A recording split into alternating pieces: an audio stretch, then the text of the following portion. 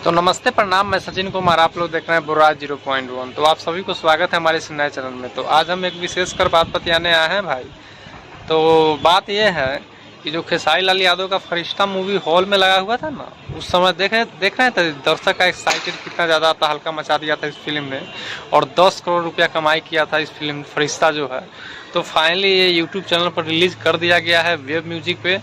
तो ये 2 दिनों के अंदर में अभी हम देखे हैं तो इनका 3.5 लाख के लगभग व्यूज जा चुका है। और भाई यूट्यूब पर भी ये तहलका मचाना स्टार्ट कर दिया है ये फिल्म फरिश्ता।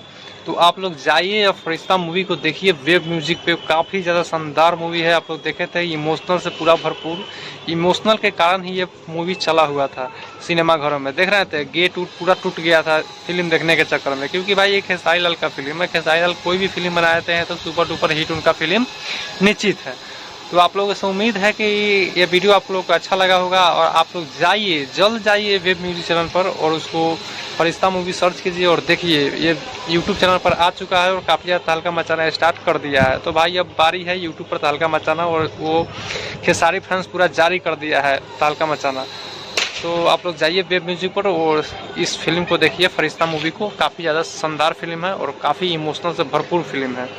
तो आप लोग देख रहे हैं बुर्राज 0.1। Love you all. मैं सचिन कुमार। आते हैं नेक्स्ट वीडियो में।